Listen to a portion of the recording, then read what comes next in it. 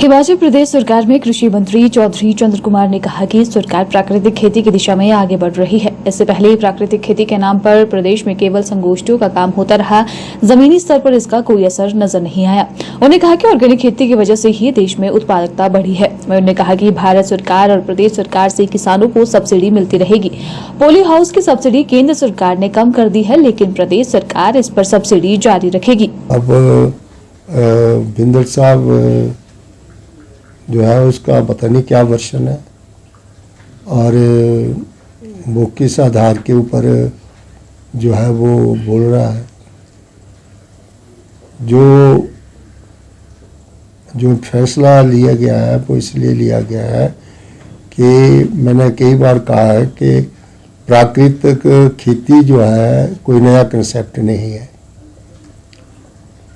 और जो हमारी प्राचीन पद्धति है खेती बाड़ी की उसको प्राकृतिक खेती के रूप में ही जाना जाता है और उसमें एग्रीकल्चर को बायोकल्चर कहते हैं। खेती बाड़ी के साथ अगर पशुधन नहीं है तो वो खेती बाड़ी नहीं है।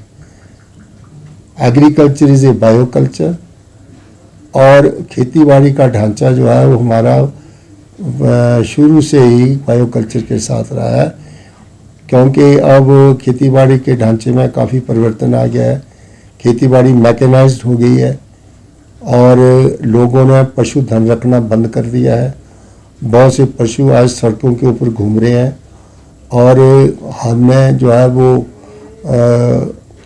लगातार हमारे खेतों में जो ज़्यादा करके फर्टिलाइजर्स का जो ज़्यादा यूज किया गया है और जिस वक्त ज़रूरत थी इस देश में अन्न की कमी थी, अच्छे बीजों की कमी थी, उस वक्त जो है वो हमारे जो बढ़ती हुई जनसंख्या थी उसके लिए 2 वक्त का खाना नहीं मिलता था। उस वक्त फर्टिलाइजर्स के कारखाने लगाए गए और उन्नत किस्म के बीज दिए गए, यूनिवर्सिटियों में शोध हुए और हमें ग्रीन रेवोल्यूशन जो है वो देश में ग्रीन रेवोल्यूशन आया। तो ये कह देना कि जी हमारा प्राकृतिक खेती जो है वो बंद हो गई है, प्राकृतिक खेती कोई बंद नहीं है। प्राकृतिक खेती का मतलब ऑर्गेनिक एग्रीकल्चर, तो ऑर्गेनिक का पैसे को तो डिवाइड किया गया था, कोई अलग से पैसे का प्रावधान। और ये गोष्ठियाँ जो हैं वो सिर्फ यूनिवर्सिटी में नहीं होनी चाहिए, ये कम से कम फील्ड में होनी चाहिए। लोगों को वहाँ पर प्रस्तार करना और उनको इसकी तरफ ले जाने के लिए आत्मा प्रोजेक्ट और ऑर्गेनिक खेती इन दोनों का तालमेल करके हम इस प्रोजेक्ट को जो है वो कृत्रिक आपदा आए, ज़्यादा ओले पड़े तो कई बार सेब वगैरह जो उसको ज़्यादा नुकसान पहुंचता था, ऐसा पोर्टल्स बंद नहीं हुआ है। जो भी सब्सिडी हमें भारत सरकार से आती है जो हम देते हैं किसानों को और बागवानों को, वो जो है वो वैसे चली रही है और उस तरह से मेडिसिन वगैरह भी दी जा रही हैं। और जो पहले जब स्टार्ट में जब ये हमारे पास दूसरे जो क्या नाम बताया आपने कि पॉली हाउसेस, पहले जब पॉली हाउसेस से शुरू से स्टार्ट की गए तो लोगों की इतनी अच्छी क्रेज नहीं थी, तो उसमें 80% सब्सिडी थी और 20% ओनर्स लगाता था। कई जगहों पर तो ये बहुत अच्छी सक्सेस स्टोरी है, कई जगह हमारी तरफ तो फेलियर हो गई।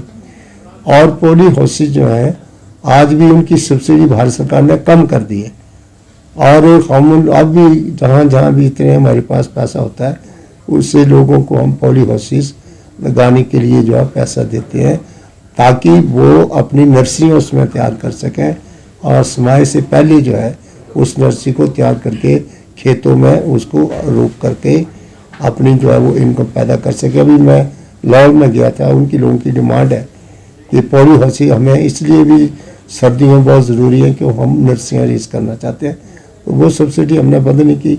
जो सब्सिडी भारत सरकार देती है और जो हमारी सरकार देती है उसको हमने लागू किया।